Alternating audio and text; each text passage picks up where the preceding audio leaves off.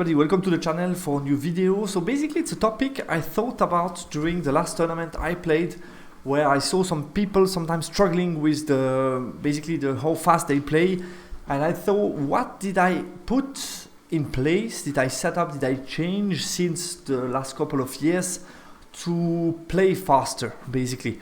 And I was able to list a couple of measures that I put in place. And I thought, why not sharing that with you? I'm thinking especially about the less experienced players, 9th age players. I think it can be helpful for you to try to be quicker, to be faster. And let's talk about that. So point number one, so basically it's really an approach. I'm not saying everybody's slow and so on. I'm talking about myself, my case. How did I improve that? I don't think that I'm the fastest player at all. I don't believe that. I may have been sometimes slow in some games, but definitely the couple of things I will show you now have helped me to be at least first more conscious about that, tracking and seeing, am I really the slow player at the table, and at least making sure that you are not the one that is definitely having the huge impact on the time in a negative manner. So I think that's definitely something to just be aware of. It is the first step in the process, and then there is a couple of short tricks that I will show you now that have helped me to improve that. But I'm not saying that I'm finishing all my game in 6 turns all year long, and I think overall it's also a matter that is known in the 9th age, and there are, in my opinion, some games that you cannot really finish in expected time due to the complexity sometimes of games or a lot of actions and stuff. It can be, for some games, that it can be really difficult to finish them or almost impossible. That can happen, and I think that might be fixed by version 3.0. So definitely something I'm expecting something about that in the upcoming version that is going to come in the summer. I think they are going to improve overall the speed of the game. So I think that's something very positive, that it's people that are making our game are aware of this issue. And I think they're going to try to improve that. But nevertheless, I think it's still worth it to talk about it and see what you, as a player, what can you put in place. You can maybe follow my steps and try to implement some of the stuff that I did to make myself a faster player. First of all, dice. That was for me the starting point at the weekend during the tournament that I noticed is basically people losing so much time with dice. The first point is the reroll, like to agree, oh, it's not perfectly flat. That's something I've been less and less strict about it in the last couple of months, years. Basically, as long as I can see what's the number on it, for me it's fine. I mean, it's going to be the same for both players. Sometimes it's going to be slightly on the card. Who gives a fuck? As long as we can see what's the number of it and we can continue playing, rather than using time to reroll and sometimes arguing, is it on the card, not on the card, on the table, and so on. I think the best solution, and that's the proposition that I make now in my games, just as long as we can see the number, it's fine. And if it's completely like you can't see the number, you can't see really the face, what's on it, then you reroll, which is a minority of the case. Because if you start to do, when it's on a piece of train, you need to reroll. When it's on card, you need to reroll. When it's out of the table, you need to reroll. Over the course of the game, it's a lot of time that you are like, don't forget to reroll this one, and maybe sometimes going to forget, then the opponent is going to realize, or it can lead to like misunderstanding and annoying stuff. So my advice would be, as long as you can see the number on it, so the face which it landed on, I mean, that's enough. That's enough. You can see the number. Let's move on. That would be my advice, but I know that some players are really strict about that. Then switching dice. I've been seeing that at the weekend. People like rolling to hit. They make like 3 hits, and then I think like it's a superstitious things. They are like changing and taking 3 dice. Like you roll like 10 dice, you're picking the 3 hits, and then you pick new 3 dice. You see the time wasted here in this situation. I mean, that's dice. That's dice. If you're that superstitious, okay, but I mean, I'm not sure it's going to help you. I'm not sure switching dice can help you. Maybe sometimes for a key roll, or I don't know if you really believe about that, but if you do it on each hits, then moving to wounds, I mean, it's very annoying. It takes a lot of time. I mean, overall of the course of the game. And let's keep in mind, it's not one time like, it's 5 seconds here and there. But you need to add all these parameters I'm going to talk about during this video together. And keep in mind, yeah, it might put like plus 10 minutes at the end of the game, or combine all of that together, between arguing, discussing it, rerolling, not rerolling, and so on. So that's something I don't do it. I don't switch dice and so on. Then using a large number of dice, you can see here, that's a picture of one of my battle reports. I saw, it's not for me, I don't remember which player, but it was definitely a veteran 9th age player that told or was speaking about that and just saying, use 2 sets of 10 dice. It's optimal for a game and it goes really fast. And I agree. Since I do that, I'm much faster at rolling dice. And I think the people that are using like different dice and higher number of them, when you need to pick 16 hits, 16 attacks, it takes much more time than me. I know just need to put 4 away and let's roll it. So I think I'm much faster with the 2 sets of 10 dice, but yeah, you can do what you want. Just giving you a couple of tricks how to improve on dice rolling, and just if you can spare 1-2 minutes per game on that, I mean, why not? Magic phase, magic card, magic, and so on. First of all, use magic cards. I mean, you will lose a lot of time if you don't have the cards. You don't know what your opponent has at his disposal. Sometimes you have opponent like asking you, can I see your cards? So again, it's taking time. Okay, I give you the cards, have a look at it, and then I need to get them back to see them. So if I don't know all my spells. So I mean, that's very inefficient.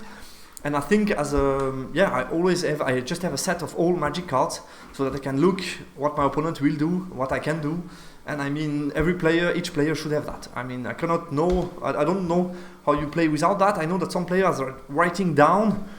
Why not? But again, it's time that you need to write down what the opponent has. And you might not know at some point, is it like a range 24, 18, and so on. So you might have to ask, which is something you don't have to do if you have the magic card. And sometimes what I like with the card is like at the beginning of the phase of my opponent, or during his movement phase, actually I'm already thinking about what he's going to do in the magic phase.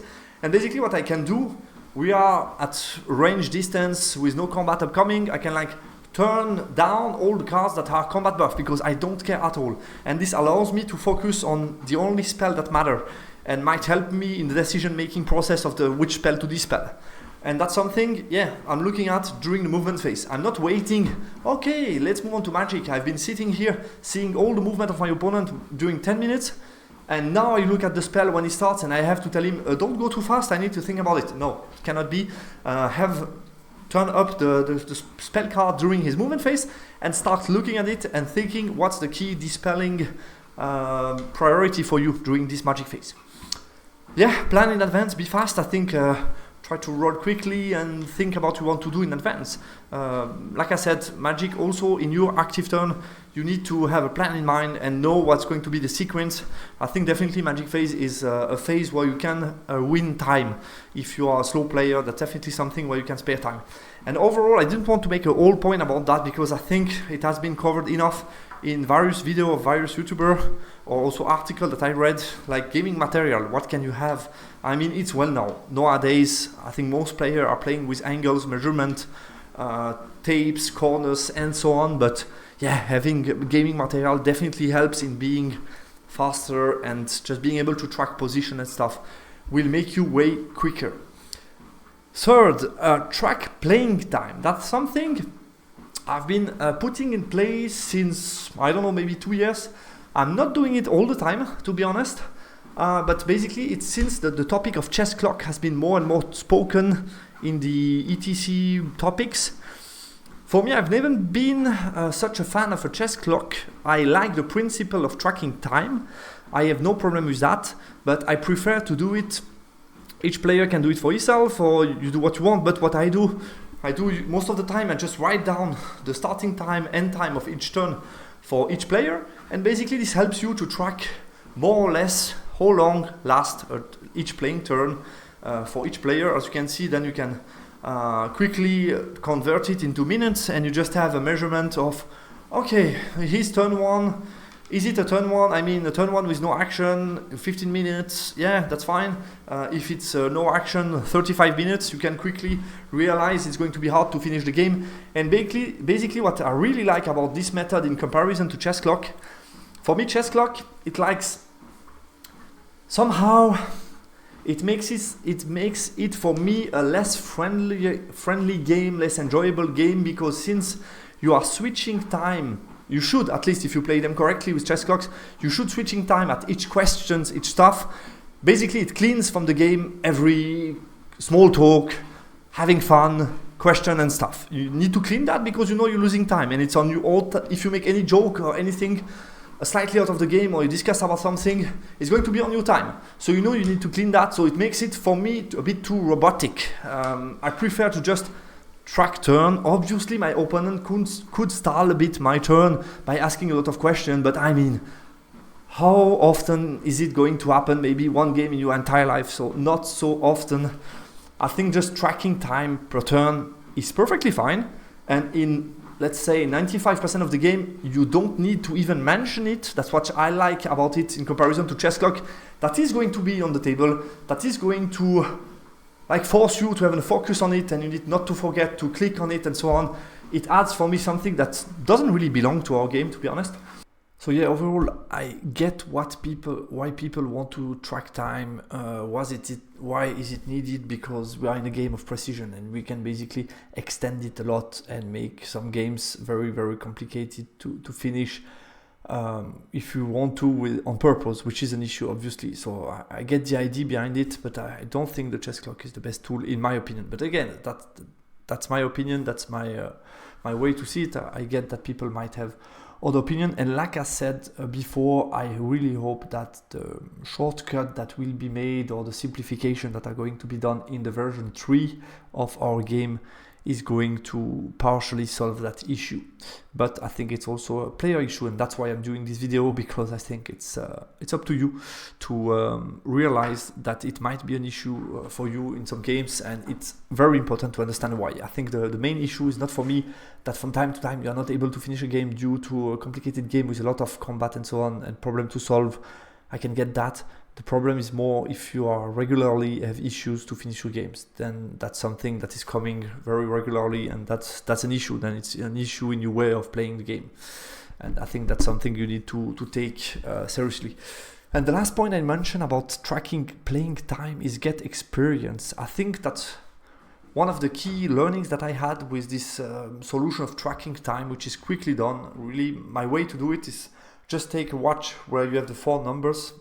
And then I just read the beginning of the turn, the 4 numbers, I write them down. So it's done very automatically, very robotic, in an easy way. And then I can just make the delta during my player's turn and see how long was each turn. And basically, if I need to react to something, or maybe even myself be a bit quicker and so on. But yeah, like I said, for me the main point has been to get experience, to know how long should be a turn with low or no action, so no combat action, how long should be a turn with combat action, and then you can measure that and see, okay, we have a big delta to what I consider being normal time for my turn, or what I should expect from opponent. And basically, by tracking, I get a feeling about that, and I know more or less how fast I am generally in my games, in the early turns with low action, in the later stage with more action, and so on.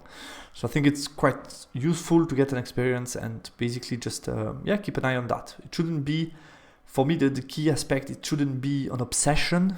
Just be aware if sometimes you're playing too slow, or you're not finishing enough game, that it might be also partially or mainly your fault, and the only way to really recognizing that is to track time. Basically, that's the only way to get fact and just a measure of it. And the last point, I think it's more a point, that's why I put it in bracket, it's more a point for me for a less experienced player. Basically, you have rule check. That's something I almost never do during games, or what I try to do if sometimes I have doubt about the rule and there is somebody refereeing during the tournament or something like that. You can always check it during your opponent's turn. I think it's important that if you have a small doubt that hasn't a huge impact on the rest of the battle, like you don't know exactly about a cover or something, some details, you roll and you just keep in mind what would have been the difference, and then you have the time during your opponent's turn to check the rules and then go one way or the other. And if you don't really know, try to get an opinion from somebody who's more experienced than you. but try not to waste too much time with rule overall. And I think also, generally speaking, something that I'm doing if I have doubt about characteristic or something, I try not to bother too much my opponent, but check myself during his turn. Basically have a look again at the profile and stuff like that where I might have a doubt. Guys, that's all. That's a couple of, like I said, it's my own experience. I'm not saying that's the true and I'm playing perfect game and so on. I'm also being myself, sometimes maybe too slow. That can happen, I think, to anyone, but it's important to be aware of it and try to improve it. I think that's the key aspect. And if you're not aware of it and you're just saying, yeah, it's always my opponent and so on, but you have no fact to check that, basically it's your opinion, but maybe you are the slow guy all the time. So I think, yeah, try to have a look at it if you want to improve your speed. I think it's a couple of tricks that you could easily put in place, and I think will make you a faster player, or at least knowing what are your weakness, where are the aspect of the game where you took too much time maybe, and what you want to improve. Guys, I hope that has been helpful for you, and don't hesitate also to share more tips. Like I said, it's only my own experience. It's very likely that a lot of you guys have some other tricks or tips that they can give. So don't try to use the comment section for that. I would be really happy to even myself learn some of your tricks and maybe implement them in my game. I think it's better for all if we all try to play faster, or to get ways to play faster at some part of our game, to have a more focus on the reflection phase of the game where there are big problems and it takes more time. I think it's also about that, to know when you can fasten up the time and when you can also a bit slow down to get the right solution at the right time. Thanks for watching the video. I hope you have liked it. Don't hesitate to let me know what you feel about this topic on the commentary section. I would be happy to talk about that, and talk to you soon on the channel for other battle reports. Bye.